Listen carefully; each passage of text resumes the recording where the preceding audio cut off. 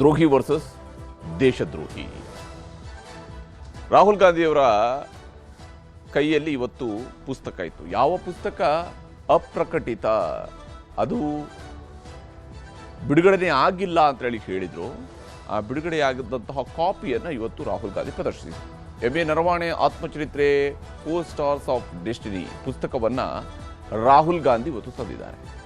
ಆ ಪುಸ್ತಕವನ್ನೇ ತಂದಿದ್ದಾರೆ. ಪ್ರಧಾನಿ ಮೋದಿ ಅವರಿಗೇನೇ ಕೊಡಬೇಕು ಅಂತ ರಾಹುಲ್ ಗಾಂಧಿ ಹೇಳಿಕೊಂಡು ಆ ಪುಸ್ತಕವನ್ನು ತೆಗೆದುಕೊಂಡು ಬಂದಿದ್ದರು. ಸದನದಲ್ಲಿ ಪ್ರಧಾನಮಂತ್ರಿಯವರಿಗೆ ಆ ಪುಸ್ತಕವನ್ನು ಕೊಡಬೇಕು. ವಿದೇಶಗಳಲ್ಲಿ ಬಿಡುಗಡೆಯಾಗಿದೆ, ಭಾರತದಲ್ಲಿ ಅದು ಬಿಡುಗಡೆ ಆಗದೇ ಇದ್ರೂ ಕೂಡ ಈ ಪುಸ್ತಕ ಈಗಾಗಲೇ ವಿದೇಶಗಳಲ್ಲಿ ಬಿಡುಗಡೆಯಾಗಿದೆ. 4 ಸ್ಟಾರ್ಸ್ ಆಫ್ ಡೆಸ್ಟಿನಿ ಪುಸ್ತಕವನ್ನು ರಾಹುಲ್ ಗಾಂಧಿಯವರು ಪ್ರದರ್ಶಿಸಿದ್ದಾರೆ. ಆ ಮೂಲಕ ತನ್ನ ಹೋರಾಟವನ್ನು ಅವರು ಜಾರಿಯಲ್ಲಿಟ್ಟಿದ್ದಾರೆ. ಪ್ರಧಾನಿ ಮೋದಿ ಯಾವಾಗ ಸದನಕ್ಕೆ ಬರ್ತಾರೋ ಆಗ ಅದನ್ನು ನಾನು ಕೊಡ್ತೀನಿ ಅಂಥೇಳಿ ಪೋಸ್ಟ್ ಬೇರೆ ಮಾಡಿದರು.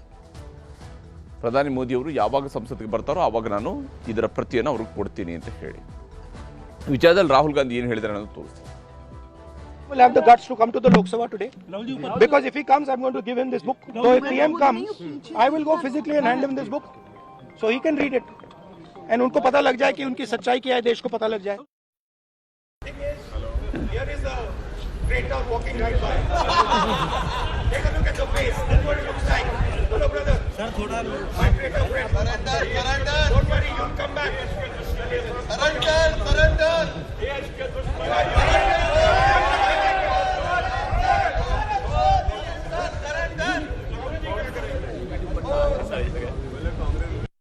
राहुल गांधी के मुख से निकला है देश के भारत माता की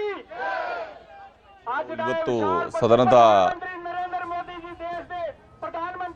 ಸಂಸತ್ ಭವನದ ಮೆಟ್ಟಿಲುಗಳ ಮೇಲೆ ಹೋರಾಟವನ್ನು ನಡೆಸ್ತಾ ಇದ್ರು. ಅಲ್ಲಿ ಬಿಜೆಪಿಯ ಸಂಸದ ನಡ್ಕೊಂಡು ಹೋಗುವಂತಹ ಸಂದರ್ಭದಲ್ಲಿ ದ್ರೋಹಿ, ದೇಶದ್ರೋಹಿ ಅನ್ನುವಂತಹ ಮಾತುಗಳು ಬಂದವು.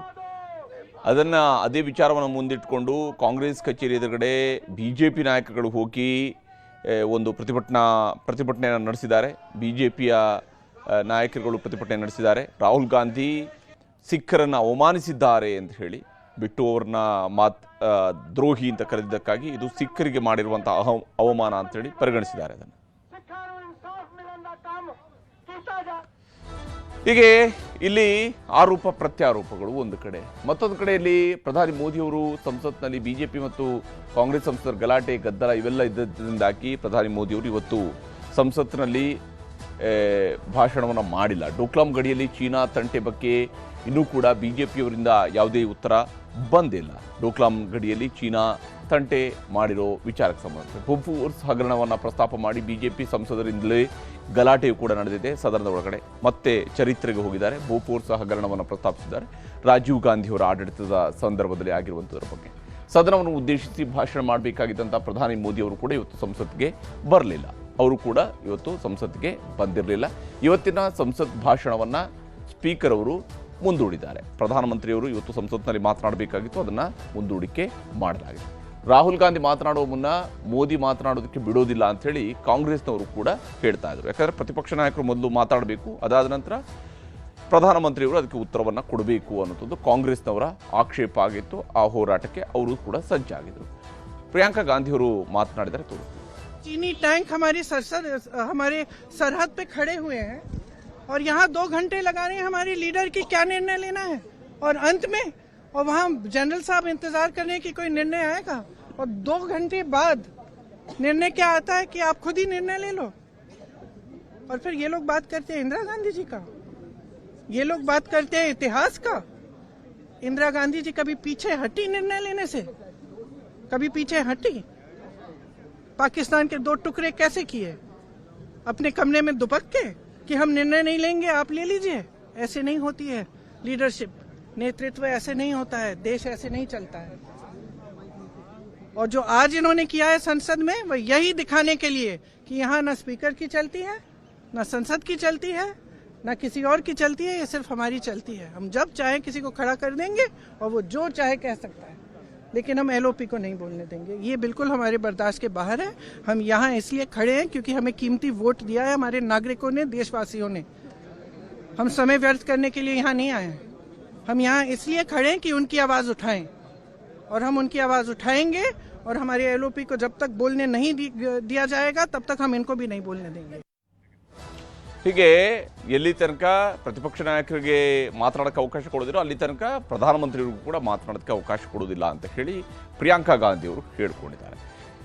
ಇದರ ನಡುವೆ ಸದನದ ಈ ಸಂಸತ್ತಿನ ಮೆಟ್ಟಿಲುಗಳಲ್ಲಿ ನಡೆದಿರತಕ್ಕಂತಹ ಈ ಬೆಳವಣಿಗೆ ಇದೆಯಲ್ಲ, ಇದು ನಿಜಕ್ಕೂ ಕೂಡ ರಾಹುಲ್ ಗಾಂಧಿ ಒಂದು ಕಡೆಯಲ್ಲಿ ಮಾತಾಡ್ತಾ ಹೇಳ್ತಾರೆ, ನೋಡಿ ಅವರ ಮುಖ ಹೆಂಗಿದೆ, ದ್ರೋಹಿ ಬರ್ತಾ ಇದ್ದಾರೆ, ನೋಡಿ ಅವರ ಮುಖ ಹೆಂಗಿದೆ ಅಂತ ಹೇಳ್ಕೊಂಡು ಹೇಳ್ತಾರೆ.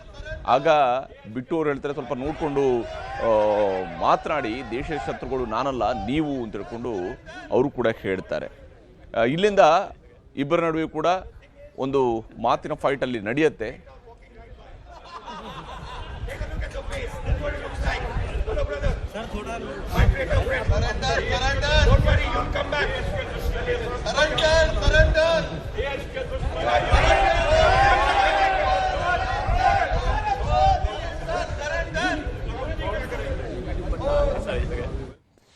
ಹೀಗೆ ಮಾತಿನ ಯುದ್ಧ, ಸದನದ ಒಳಗಡೆ ನಡೀಬೇಕಾಗಿರುವಂತಹ ಚರ್ಚೆ, ಅದರ ಬದಲಿಗೆ ಅದು ಹೊರಗಡೆ ಬಂದು ಈ ರೀತಿಯಾದಂತಹ ದೇಶದ್ರೋಹಿ ಅಂತ ಕರೆಯುವಂಥದ್ದು, ದ್ರೋಹಿ ಅಂತ ಕರೆಯುವಂಥದ್ದು, ನಾನಲ್ಲ ದೇಶದ್ರೋಹಿ ನೀವು ಅಂತ ಹೇಳುವುದು, ಈ ರೀತಿಯಾದಂತಹ ಪಾಲಿಟಿಕ್ಸನ್ನು ಮಾಡಬೇಕಾದ ಅವಶ್ಯಕತೆ ಇದೆಯಾ? ಓಕೆ, ಇವ್ರದ್ದು ಯಾವ ಅಜೆಂಡಾಗಳಿದ್ದಾವೆ ಅದನ್ನು ಪ್ರತಿಪಾದಿಸೋದಕ್ಕಿರುವಂತಹ ವೇದಿಕೆಗಳಲ್ಲಿ ಬಳಕೆ ಮಾಡೋದು ಬಿಟ್ಬಿಟ್ಟು ಈ ರೀತಿಯಾಗಿ ದೇಶದ್ರೋಹಿ ಅಂತ ಹೇಳಿ ಕರೆಯುವಂಥದ್ದು ಏನು ಅರ್ಥ ಇದೆ, ಯಾವ ಉದ್ದೇಶ ಇದೆ ಇದರಲ್ಲಿ ಅನ್ನೋದು ಕೂಡ ಅಷ್ಟೇ ಮುಖ್ಯ.